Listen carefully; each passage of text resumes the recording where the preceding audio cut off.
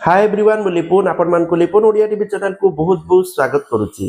आपनकर जदि एसबीआई बा स्टेट बैंक रे खाता अछि ताहले आपण माने भलो इनकम करि परिबे ई स्कीम माध्यम रे। कारण बहुत सारा लोग कोन करूचंती ना सेविंग अकाउंट रे पैसा पकेई रखचंती। धरंतु आपण माने निज सेविंग अकाउंट रे पैसा पकेई रखचंती कि 5000 कि 10000 कि 15000 20000 लक्ष 2 लाख इमिति भी लोक पकेई रखुचंती। किंतु सेविंग अकाउंट रे आपण मान जानथिबे इंटरेस्ट कोन मात्र 2% मिलूँ कोटी 1% मिलूँ कोटी मिलूनी ना मिलवा बराबर किसी लाभ ही ना ठीक अच्छे।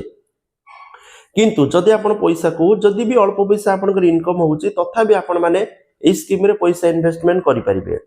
ए स्कीम होची एसबीआई रो आरडी स्कीम बा रिकरिंग डिपॉजिट ठीक अच्छे। रिकरिंग डिपॉजिट मिनिमम 100 टंका रो आरंभ होची। आपण माने रिकरिंग डिपॉजिट रे कोन ना मंथली आपण माने पैसा डिपॉजिट करिवे।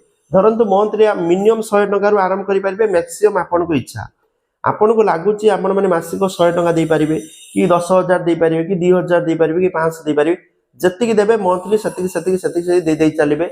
आपण जदी गोटे वर्ष पई करथिबे गोटे वर्ष पई देबे 2 वर्ष पई देबे एबला दे चलिबे कि 5 वर्ष अधिक करथिबे 5 वर्ष पई दे चलिबे ठीक अछि। ताजर आपण को 6.5% रु अधिका सुध मिलि जिवो। तो मिनिमम तो 6.5% सुध मिलिबो। ताजर मध्ये आपण मानू भलो रिटर्न गोटे मिलि जिवो। तो जो माने चाहुचंती जो मानकर अल्प रोजगार ठीक अछि अल्प चाहुचंती सेविंग करिया पई सेमान कोन करछि सेविंग टोटली करि पार नाथि।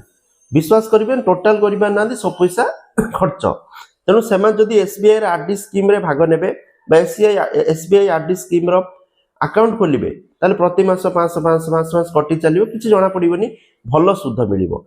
तो आपण 500 प्रति मास कंट्रीब्यूट करंतु कि 1000 करंतु जते आपण रखि परिबे करिवे बहुत बढ़िया रिटर्न मिलिबो। आ जदी करि नांती निहाती भाबे करंतु जदी आपण रोजगार कम अछि बा अधिक अछि आपण मान जानि परिबेन प्रति मास किछि कटिबो किंतु मैच्योरिटी होला पर भला अमाउंट आपण माने पाई परिबे। थैंक यू जय जगन्नाथ।